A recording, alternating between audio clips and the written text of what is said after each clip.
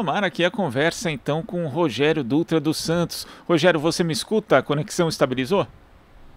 Perfeitamente. Então, vamos retomar a sua resposta. Você falava da excepcionalidade desse caso, mas que, na verdade, existe uma fundamentação jurídica, sim, que justifica a prisão preventiva do ex-deputado Roberto Jefferson. Isso, porque segundo a gente tem observado, né, e a própria decisão do ministro deixa claro, o Roberto Jefferson supostamente cometeu um conjunto de atos que foram divulgados por redes sociais, WhatsApp, meios de comunicação, no sentido de atentar fisicamente contra os ministros do STF e pela derrubada do STF, pela tomada pelo assalto armado ao STF e à Câmara de Deputados, né, porque ele faz ameaças no texto ali, pelo menos o Alexandre de Moraes deixa isso claro, a própria CPI da Covid, né, no Congresso Nacional, dizendo que tem que ser invadida e os senadores devem ser expulsos com base no pescoção e colocados ali para se afogar ou algo semelhante ali no lago em frente ao Congresso Nacional e portando armas, né? Então, essas condutas reiteradas que foram registradas, segundo o Alexandre de Moraes, desde fevereiro desse ano, dão conta de uma ameaça explícita, armada, contra o STF, contra o Congresso Nacional e, portanto, contra a democracia brasileira. Tá? E ameaça armada de grupos organizados, como é o caso aí, né, do PTB, que é um partido político, Roberto Jefferson, que é o presidente de um partido político, fazer isso armado nas suas manifestações, conclamando que a população armada tome essas instituições de assalto, isso é um crime previsto, inclusive, na Constituição, no artigo 5º, inciso 34, 44 da Constituição. Então, não resta dúvida que é preciso, numa situação como essa, de ameaça à democracia, de ameaça ao Estado democrático de direito, que tanto a Corte Constitucional, que a Corte Constitucional é a defesa última da Constituição, né? A função do STF é defender a Constituição de ataques contra ela, mas também ao Congresso Nacional, que tem essa prerrogativa, tá? Não fez nada o Congresso ainda, mas pode vir a fazer também, no sentido de defender a autoridade dessas instituições. É isso que o princípio do contempt of the court estabelece, quer dizer, não se pode permitir um ataque à autoridade judicial, né? Um desrespeito à autoridade do sistema judiciário ou da Corte Constitucional. Tá? Isto é assim desde sempre, na Inglaterra, nos Estados Unidos, no Brasil, com o novo CPC, né? Com o novo Código de Processo Civil, no seu artigo 77, a pena de prisão, inclusive, está prevista para desrespeitos desse nível ao Poder Judiciário. Então, apesar do Alexandre de Moraes não ter lançado mão deste argumento específico, que, no meu entendimento e de outros juristas, seria o argumento correto para fundamentar a prisão do Roberto Jefferson, na prática, essa prisão ela está completamente respaldada dentro do sistema constitucional brasileiro. Tá? Apesar, repito, de ser uma prisão excepcional e que só ocorre numa situação extrema como esta, em que se comprova vários atos, várias manifestações armadas no sentido de querer derrubar a Corte Constitucional, de um ataque direto à separação de poderes, não é? Numa ode à ditadura, numa ode o golpe de Estado, e isso não, o sistema democrático não pode admitir, né? Porque senão o sistema acaba. Então, a função básica, a função primordial da Constituição e dos poderes que fazem a Constituição se realizar é exatamente defender que esse sistema continue funcionando. E se, diante de um ataque, não faz nada, o que vai acontecer é que o sistema vai acabar.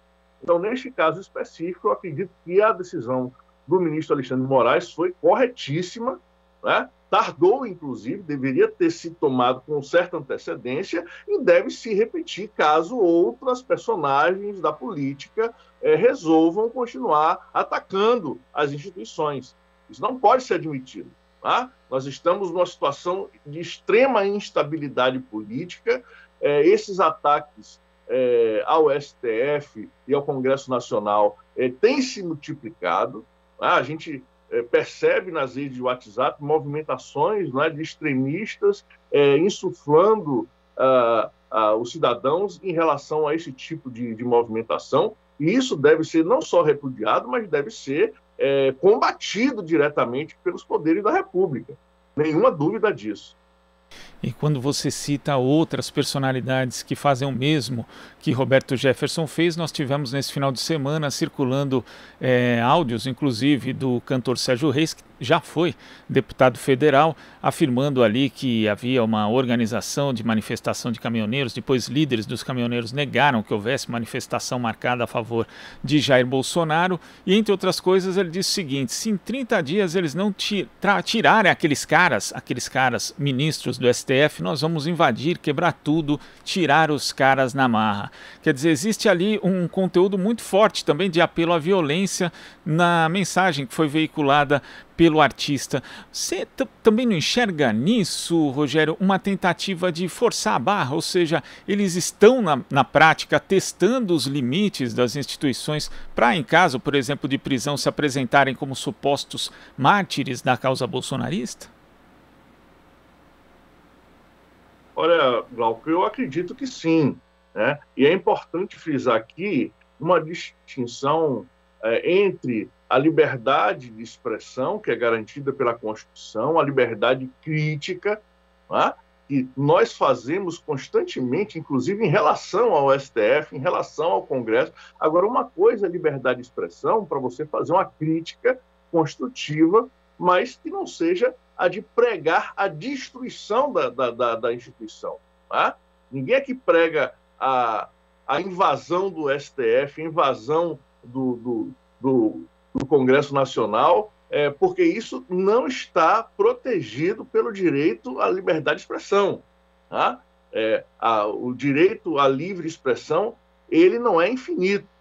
Então, quando uma pessoa começa a pregar violência contra as instituições da democracia, quando a pessoa começa a pregar golpe de Estado, o que é claramente o que está acontecendo, né, na fala de alguns personagens, essas pessoas elas estão submetidas à possibilidade de sua prisão, porque não se pode admitir um tipo de manifestação deste nível, porque isso beira ao que a gente vai classificar na doutrina internacional, inclusive como terrorismo.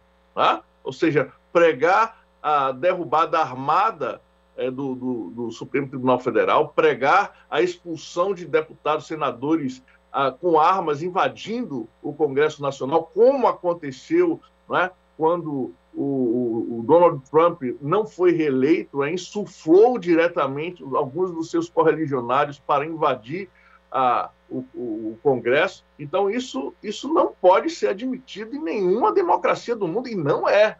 Então, nesse sentido, tardou, mas não falhou o movimento do STF, um movimento bastante forte de afirmar a soberania das instituições democráticas. É preciso que a gente entenda isso. Então, não se trata aqui de censura a uma posição extremista. Se trata de um combate direto a um conjunto de ações e falas que atacam diretamente as instituições no sentido da sua derrubada violenta. Isso não pode ser admitido na democracia. E me parece que o caso do ex-deputado Sérgio Reis se enquadra, ou pode se enquadrar nesse mesmo diapasão. Então, não me surpreenderei se em breve, se mantidas essas posições e se repetidas essas posições, venha outra decisão aí de prisão desse outro personagem e de outros. Né? Eu acho que nós estamos numa quadra em que não se pode brincar com isso, ainda mais com o presidente da República, que tem estimulado diretamente que esses atores sociais se comportem desta forma. Então, a gente tem que repudiar veementemente esse tipo de prática. Tá? Então, nesse sentido, uma boa parte da comunidade jurídica está tranquila em relação à decisão do STF e aplaude essa decisão. E digo mais, Glauco, é muito importante que um ministro com o perfil do Alexandre de Moraes seja, a partir de agora, até 2022, o presidente do Tribunal Superior Eleitoral, porque o Alexandre de Moraes, me parece, não vai deixar passar esse tipo de afronta à Constituição, de afronta aos poderes. Isso é muito importante para que a gente garanta, para que a gente tenha a possibilidade de realizar as eleições em 2022. E quando você fala que o presidente da República acaba estimulando esses ataques contra o Supremo Tribunal Federal, nesse final de semana ele postou em uma rede social uma publicação dizendo que vai pedir abertura de processo de impeachment dos ministros Alexandre de Moraes e Luiz Roberto Barroso, porque eles teriam extrapolado os limites constitucionais com seus atos. Inclusive ele fala ali de prisões arbitrárias sem fazer referência a nomes. Quer dizer, existe algum fundamento possível, alguma evidência de crime de responsabilidade por parte de ministros do STF, como aponta o presidente Jair Bolsonaro? Olha, Glauco, não existe nesses atos específicos, se forem esses atos que o presidente está se referindo, nenhum indício de crime de responsabilidade. Agora, é claro que o presidente da República, como outros órgãos da República, tem o direito de entrar com pedido de impeachment. Nós, da Associação Brasileira de Juristas pela Democracia, entramos no Congresso Nacional com alguns pedidos de impeachment em relação ao presidente da República. Agora, efetivamente, cabe ao Congresso avaliar se há fundamento. No nosso caso, nós estamos convictos e comprovamos inúmeros crimes de responsabilidade perpetrados pelo presidente da República. Não é o caso, me parece, dessas acusações. A gente não leu ainda, né? O presidente ainda não encaminhou esse pedido de impeachment contra os ministros do STF, mas não me parece que os ministros tenham realizado nos últimos tempos, não há nenhum tipo de ação que possa ser identificada como crime de responsabilidade. É o momento, inclusive, de nós nos aliarmos e nos alinharmos com a defesa do Supremo Tribunal Federal, com a defesa do Congresso Nacional, porque são essas instituições que garantem a possibilidade de colocar limites ao poder majoritário do presidente da República. Essa é uma discussão, inclusive, clássica na ciência política, na sociologia, está lá desde o começo do século XX, nos escritos do Max Weber, não é? Que a função fundamental do parlamento, a função fundamental do Congresso, por exemplo, não é produzir leis. A função fundamental do Congresso é uma função política, é uma função de garantir limites ao exercício do poder majoritário do Executivo. E é isso que está em jogo aqui. O Executivo está acusando o Congresso, está acusando o STF, me parece sem nenhum fundamento, e essas acusações, se comprovarem sem fundamento, colocam diretamente em rota de colisão o Poder Executivo contra esses dois poderes. Isso se chama crise republicana, crise da democracia, não é? Nós estamos sob risco efetivo e nós não podemos brincar com esse tipo de situação. É uma situação extremamente perigosa para a democracia brasileira. E a reação do STF, nesse sentido, a reação do ministro Alexandre de Moraes foi extremamente bem colocada, foi fundamental para que o recado seja dado. O STF não vai admitir esse tipo de ameaça, esse tipo de pantomima, não é? Porque, afinal de contas, a gente percebe, por exemplo, no caso do ex-deputado Roberto Jefferson, que assim que ele soube que ia ser preso, né, já chamou o seu advogado para dizer como ele está doente, como ele não tem condição de ficar preso. Então, essa é a pantomima de sempre, né? O sujeito se arvora o grande corajoso na frente da televisão, mas na hora de enfrentar diretamente as instituições, né, aparece aí a real situação, né? De que aquilo ali era realmente uma ameaça, me parece, sem sustento real, né?